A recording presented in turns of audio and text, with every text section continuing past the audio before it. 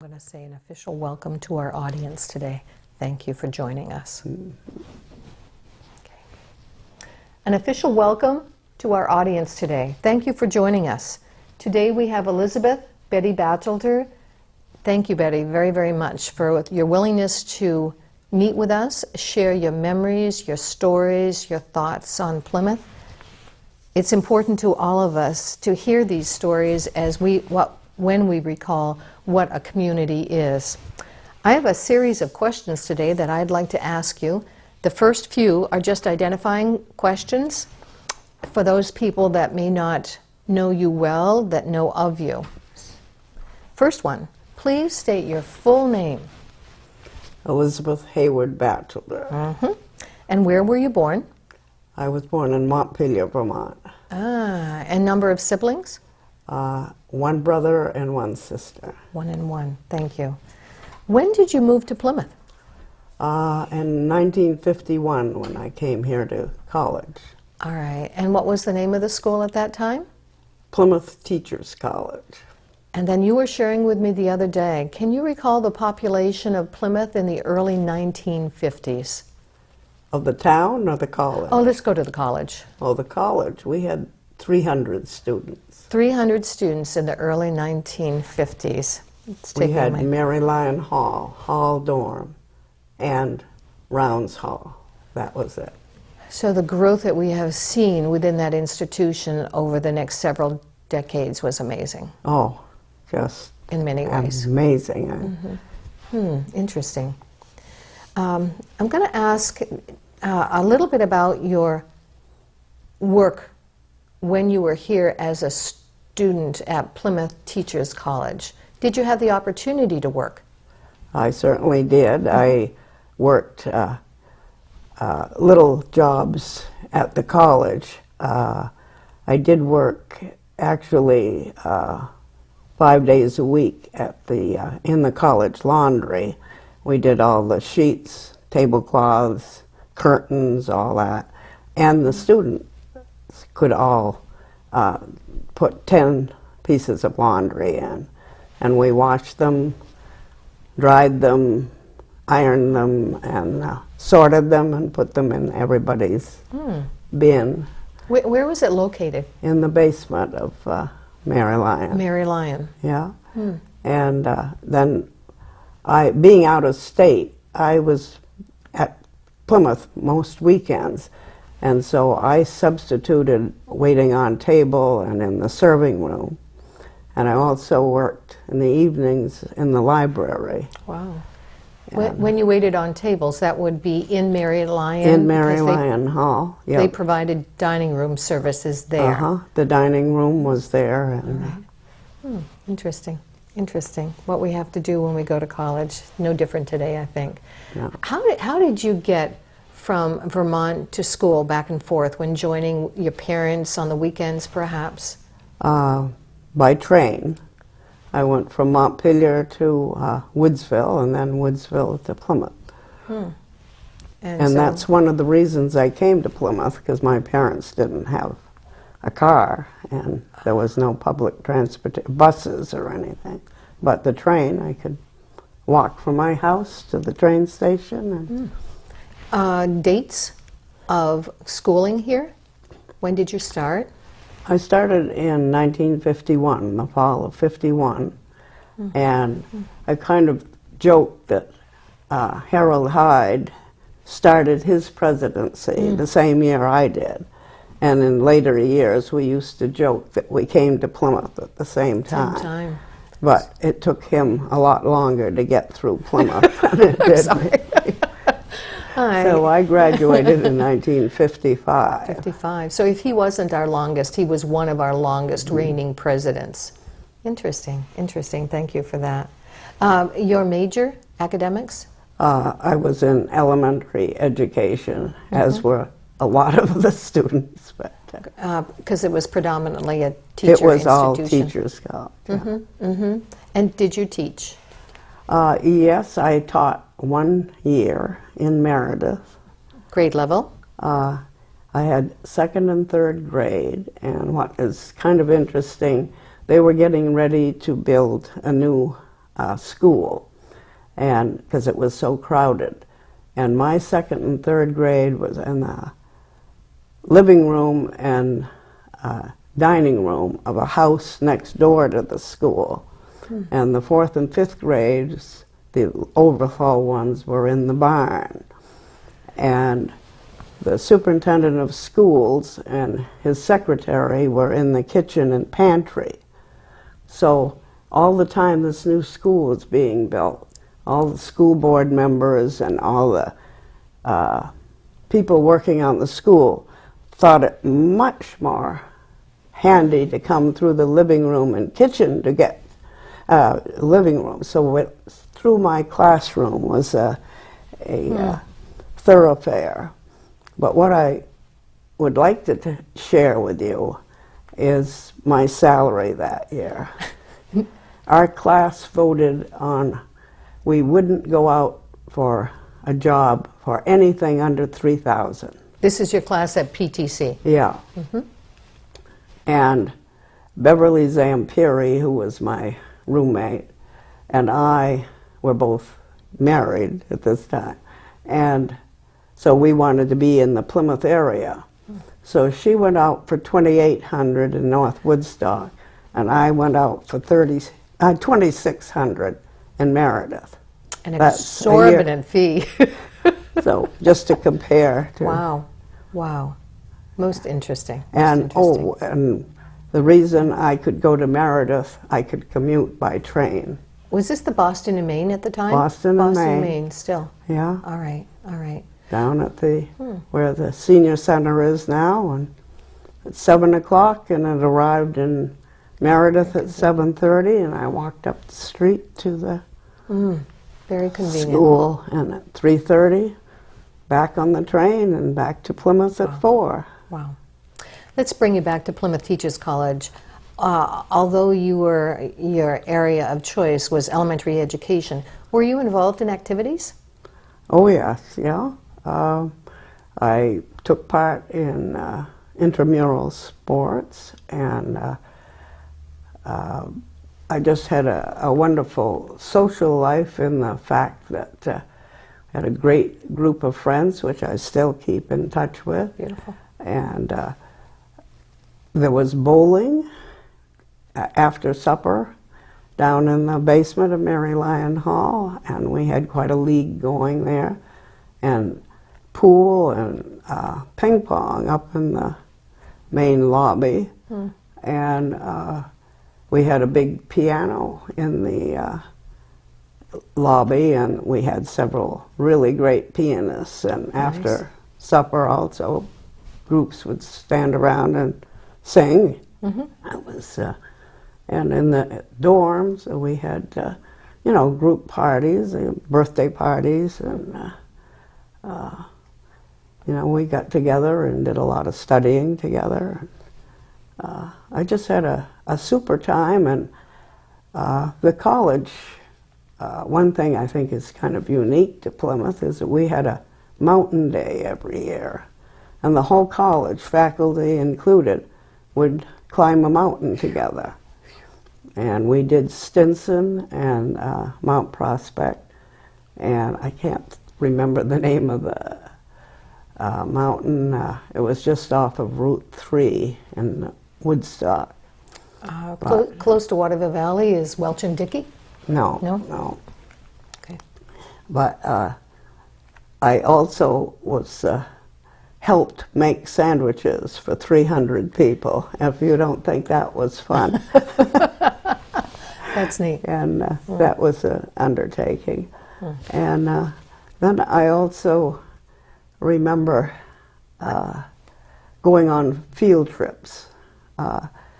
In a sociology class, we did visit the state prison, and that is an education in itself. And we made a trip to Beebe River and went through the bobbin mill there, and of course that was an area that was a little place all to itself. Its own community. Its own community. And then we did a field trip up and down the Baker River Valley with a geography teacher, And I learned more about Baker River and geology, etc. And today you live close to the Baker River? I do. We live on the Baker River. I think Bill mentioned that you were a skier. Bill Batchelder was last week's interviewee, husband of Betty. Yeah, we, in fact, we met on a T-bar on Snows Mountain at Waterville Valley. And one of our early dates was hiking up into Tuckerman Ravine and thinking we could do a little skiing in the ravine, but we decided that was a little more than our expertise. But we loved skiing, and we taught all 6 of our children to ski, and we were a real skiing family. Oh, that's great. That's great. During your time at Plymouth, to close down Plymouth Teachers College Memories, were there teachers or someone you might refer to as a mentor? Someone that you enjoyed? Yes, indeed. I was very, very fond of our art teacher, Carl Drurup. And I took every course that I could with him, and pottery and enamelware and painting, and I just admired the man so much. It sounds like he was a one-man show with the background that you're describing right now. Oh yes, he was Plymouth's art teacher. And I remember he when we first started taking art, he would look at our work and say, "Oh, you're visual or you're non-visual," and he had me classified as visual. And everything I did, I wanted to look just exactly like what things looked like. And I remember one time we were doing sculpting, and I just could not. I was trying to make an English setter, and I couldn't make it look like one. And he said, "Well, never mind, just make a mythical character, just, you know, anything," which I did. And did you meet up with him at any time after you graduated, once you graduated from Plymouth? oh yes, I often met him in the grocery store or on the street, and every time he met me, because he was very old school European, and he always called me by my name, Miss Hayward. Ah, Miss Hayward. Never Betty. Oh, Never no, Elizabeth. No, Miss Hayward. And I have to tell you a little story about him. He, in his 90s, he was back in Thornton at his home, and Bill thought it would be fun if I could meet him, because he always said, you know, he was my boyfriend, my older boyfriend. Older boyfriend. And so he arranged for me to go up and have coffee with him for just to meet him. And I took this funny statue that I'd made up just for the fun of it. And when we got up there, his son introduced us, and he says, "Oh, I'm afraid I don't remember who you are." But he says, "I had lots of students." I said, "Well, maybe you'll remember this," and I showed him this statue. So you made the statue in his class? In his class, and Thank you. he says, "Ah, Miss Hayward!" and then we were off, and we happened to have taken our son-in-law, Gunnar Baldwin, who speaks German, with us, and he's also an artist. And it was a good thing, because when Mr. Drurup was talking about Germany, he lapsed back into German, and Gunnar was able to converse with him, and it was just interesting. And so it was a wonderful meeting. And then afterwards, he said, "Oh, would you like one of my charcoal sketches?" And he pulled out from under the couch a great big charcoal sketch. and we had it framed. And Bill had it in his office down at the courthouse. But when he took his things out, we thought, what do we do with this great big picture? And we thought, oh, Plymouth College would maybe find a place for it. So we gave it to the college, and the last time I saw it, it was on the wall of Sarah Jane's personal office. President Sarah Jane Steen. Yes. And her office was in the room where I did my practice teaching. So My mouth is open again. Yeah. That was a special day when he shared that with you, and you donated it eventually to Plymouth State College or university. Well, I'm not university sure when. then. University. That sounds great. Thank you. I'd like to ask you a little bit, if I can. You were born out of state, a small town? No, well, Montpelier is not very big. All right. Oh, a city About then. twice the size of Plymouth. But growing up as a child there, and then coming here and having many children and watching them grow up, did you find similarities between these two communities? Oh, very much so. Yeah. How so? How so? Well, the fact that both fairly small communities, and we had sporting events very much the same, and school was a big part of my life there, and school was a great part of my kids' lives here with sports, and academics was important, and I would say the neighborhoods in Montpelier were very similar. You had different sections of the town. One thing that Montpelier had that Plymouth doesn't is that the state capitol is there.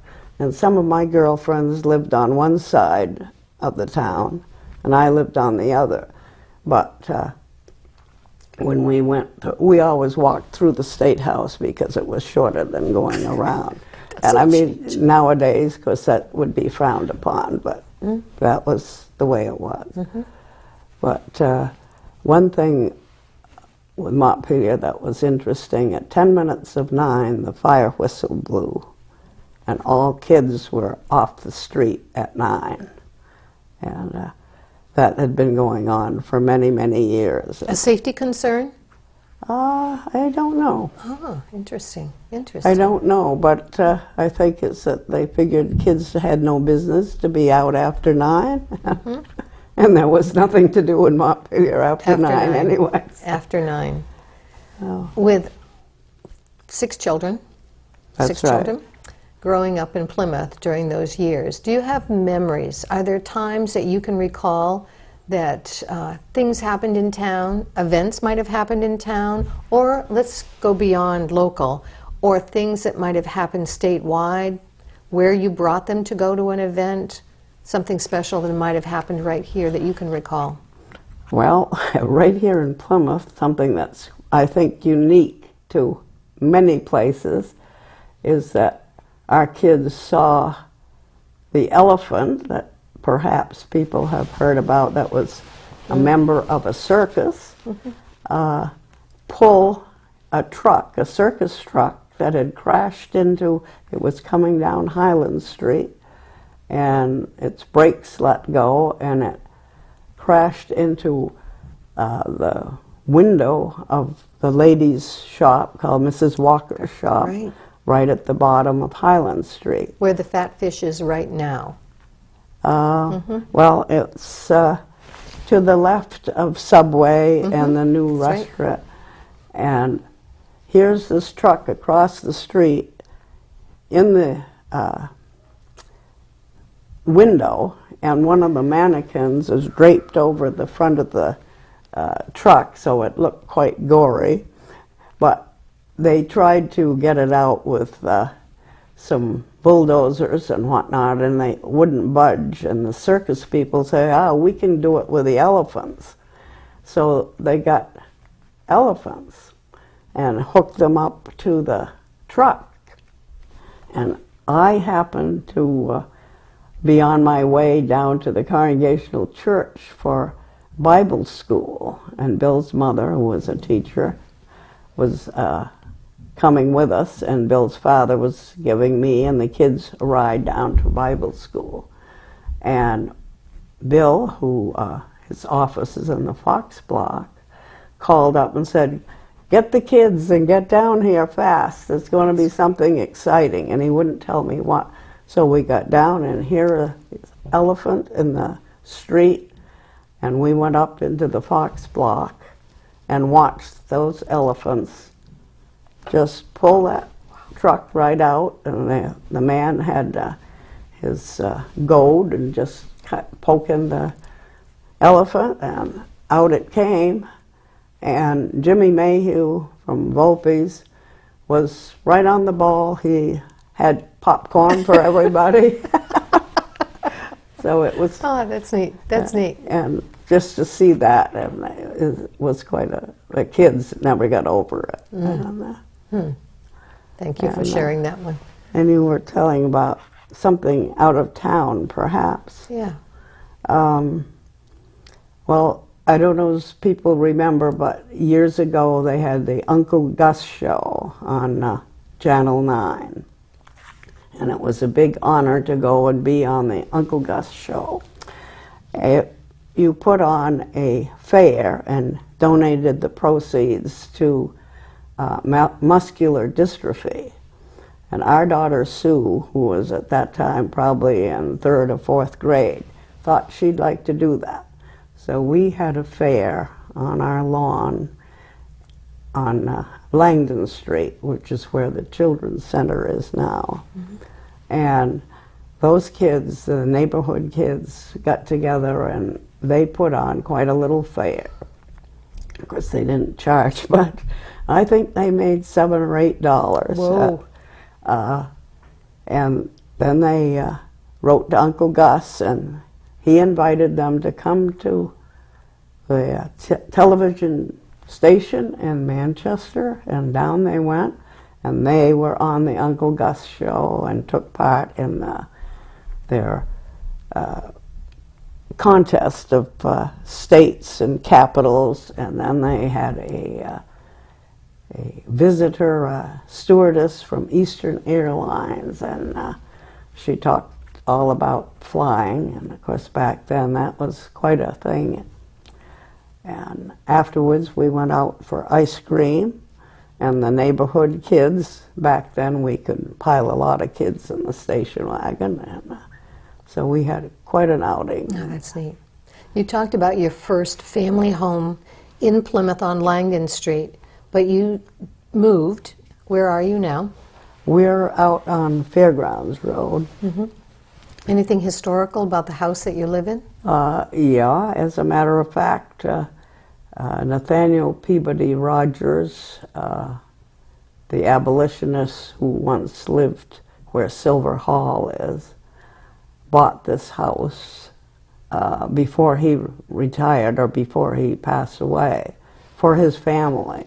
He never lived there, but his family did live there for about 10 years. Wow. And, so we feel like it's quite historic. I can see why. I can understand.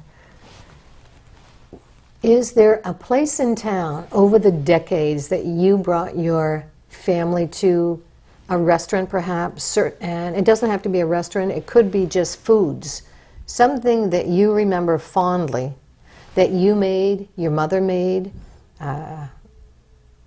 Well, Bill's mother was from Scotland, and she made what she called Brady's, which are little meat pies, and I learned to make them, and all our kids make them, and it's a tradition that we have them on Christmas Eve. Nice. And that's quite a tradition. But as far as restaurants, our kids have a very fond memory of Blake's Restaurant.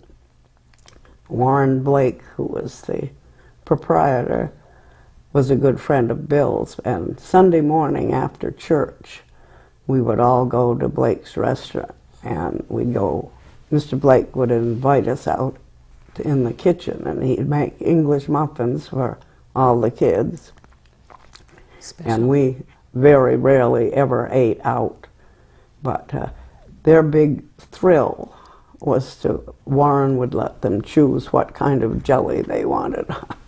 And so they could go to the thing and get their own jelly, and to watch the English muffins being made on the big machine. They just thought that was so thrilling.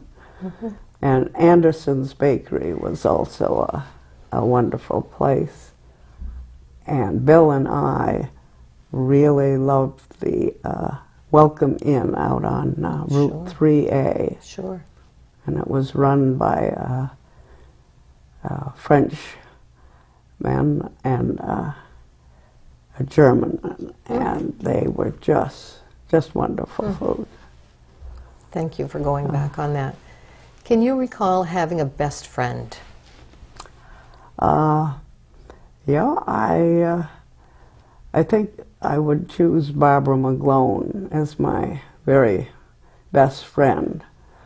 When we lived up on Highland Street in the big apartment house that Doug McLean owns now, they were tenants, and our apartments were next to each other. So we got very well acquainted. And then we moved down to Langdon Street, and they moved to Cumming Street.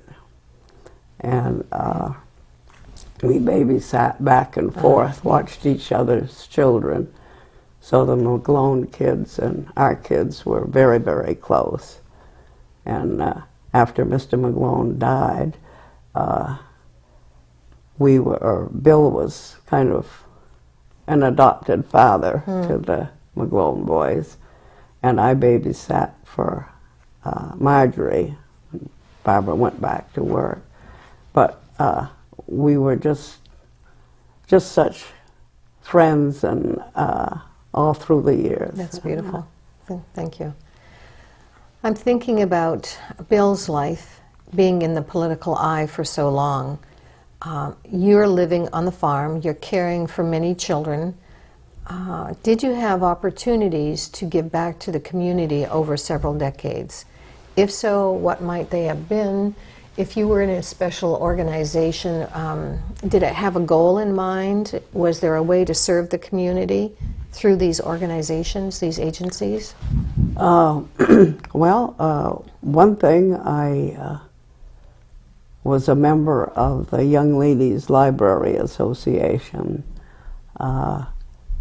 Julie Rand years ago invited me to go to a meeting, and I later joined the group.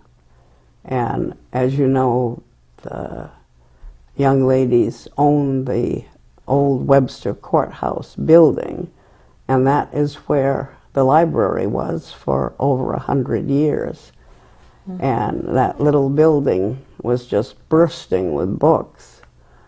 And so I feel good that I was a part of the way to get the use of Charlotte P.'s bequest of $250,000 to the young ladies for library use. And the young ladies, along with townspeople and the library trustees, hired an architect, and we did a survey of where we could get would be the best location. And the Pease homestead was where the library is now, and it was owned by the Pemigewasset Hotel. The Pemigewasset Bank, I'm sorry. Close. And they donated the land to the town, and then the library was built with the money from Charlotte Pease's estate, which had been invested by the young ladies. And so the town acquired a new library without any tax money involved. Wow.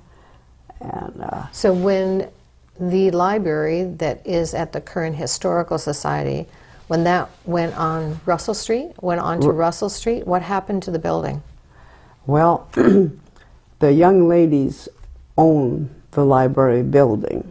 It was given to them by Senator Blair, and it had been down on South Main Street, and it was a courthouse.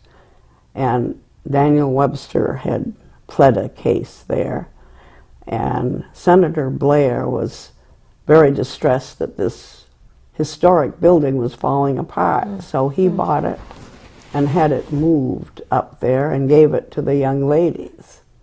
So the Young Ladies Library Association owned this historic building, and Senator Blair deeded it to them with the idea that it had to be used for cultural and educational purposes. And so the young ladies ran it as a library for many years, and then gradually the town paid for it. But now here, the library and all its books had moved, and here was the building. And the young ladies said, well, you know, how can this building be best used and still be under Blair's thing? And the Historical Society had been formed in 1974, but it had no home. It had no place to display what it had been collecting. So the young ladies invited the Historical Society to have the use of the old library building.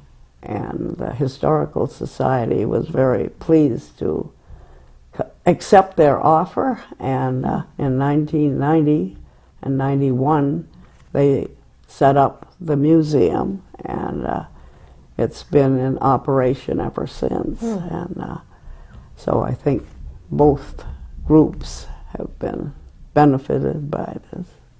We thank them both. We thank them both for, that's part of what a community is all about, opening its doors to members, non-members, assisting them wherever they can. Right.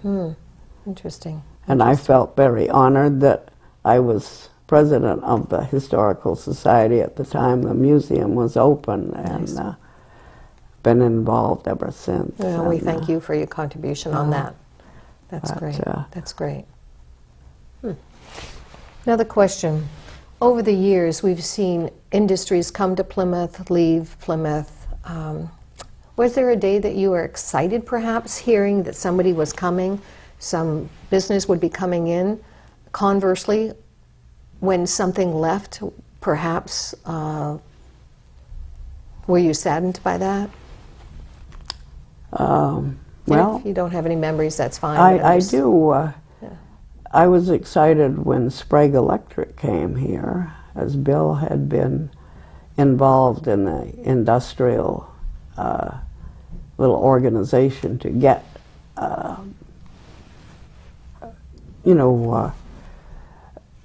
business to come to Plymouth, and Sprague Electric came, and so I was very excited about that, and we were excited with the new family that came, the Daigneault family. They had 9 children, and added to our 6 kids. That was quite a gang.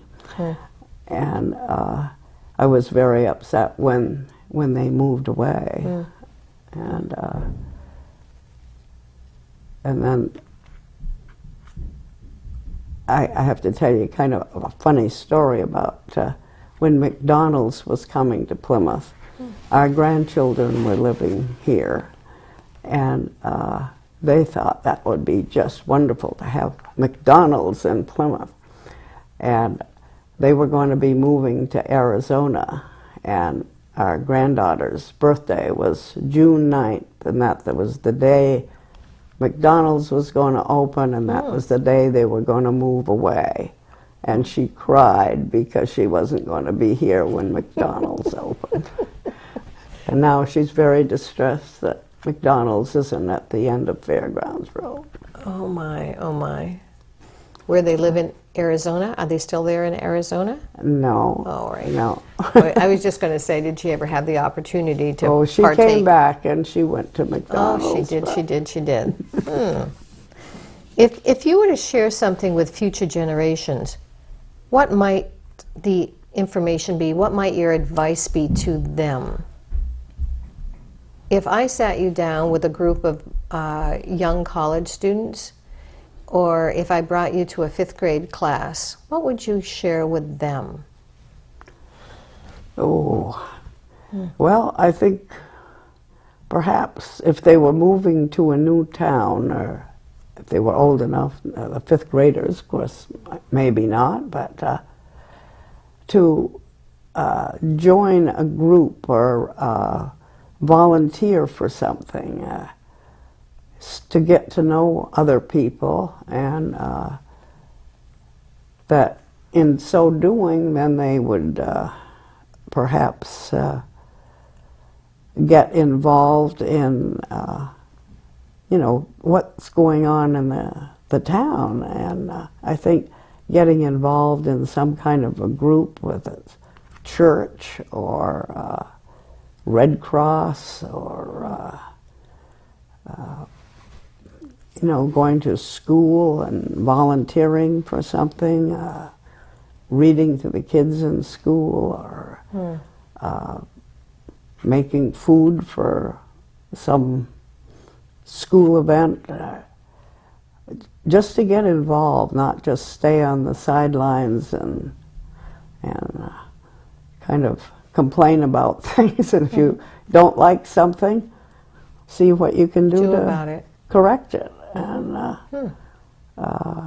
Good advice. Good advice. Be engaged. Be part of the community. yeah, Yeah. Is there any special story that you would like to share with us? We're coming to a close, but are there stories that events that you have been involved with that have meant a lot to you during your time at Plymouth, during living here in Plymouth? well, what's in this book right here is one thing that this is a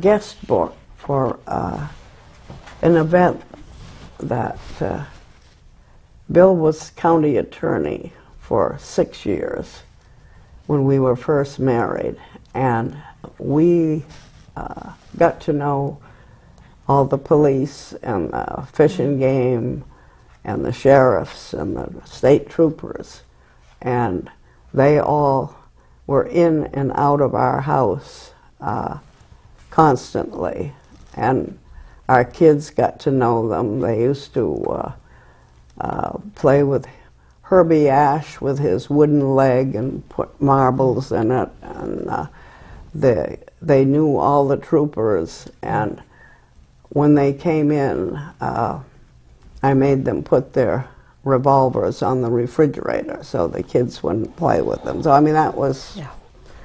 and when Bill retired, he had made a lot of friends, political friends, and all kinds of people in the law enforcement, and they gave him a farewell thank you dinner. And believe it or not, it was at the Armory. It was a catered dinner, and over 250 people showed up. Wow. And this is a guest book from it. And it is more fun to read through it and see the people that came. And that was a fun time in our life when he was so involved. Before he was a judge, he was in every organization and did a lot. And this book just is an example of how well liked he was and all the things he did.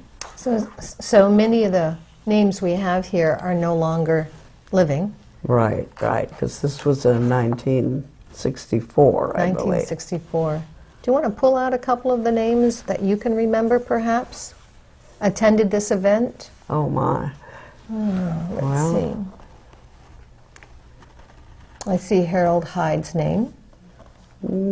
Bruce Ryan. Yeah, who is Mr. and Mrs. Richard Knapp Knapp. of Lisbon. There's quite a few here from Lisbon. Why Lisbon? Because he did law work up there. And, yeah. And Charles Ward from New York. William Mooney, who was the, we'll call him the fish cop from Bristol. Fish cop. There's just A nice fitting tribute. Stuart Currier, he was a state trooper. Ray Holland was a deputy sheriff. So their way of saying thank you, Bill, for what Yeah. you've done in the past. William Bennett from Bristol. There's just so many names. And Mr. and Mrs. George Plant, he was the police chief in Holderness. And, Harold Hyde, I can see that. Yeah, John yeah. Osgood, professor at the college? right? I think so. And Watson Rand. Right? Oh, wow. Lee and Elida Buckland, who were school board members, and Owned a flower shop, is that correct? Right? right, George Zulius and his wife. He was the Principal of the high school. principal, and Carl and Marge Adams, which was Fletcher Adams' parents. Who owned Adams Market on the main street. And Sally Gonerman was a relation of the Tobys, and Fletcher Adams. All right, good enough. We're going to bring this to a close shortly, so is there anything else you'd like to share with our audience today? No, except that this is a wonderful, wonderful town to bring up children. I agree. And I agree. all 6 of our children went through the Plymouth schools, and they have, I think, very fond memories. And I worked with a lot of school activities, and I felt like I was part of the school too. Oh, that's neat. That's neat. And Well, I want to thank you. I have to officially shake your hand. Oh. Thank you, thank you. Oh, Give you a God. hug, too. well, thank you. Just for your willingness to agree to the interviews as part of the Memories Project that the Historical Society is running. It is a special opportunity for us to interview you and to have you share some of your memories of the town. And so eloquently said, this is a special place. It's a special place. And I loved your words of wisdom. If you are speaking to younger folks, the younger generation, please get involved, get engaged, give back. That's what's so important. If you know of people that would like to be part of the interview, please contact the Plymouth Historical Society. Our number is, help me out with this, it is 536-2337. That's 2337. We're open year-round now on Saturdays from 10 to 2. You can leave a message and then we can make contact, and that would be very helpful. Thank you for joining us, everyone, today.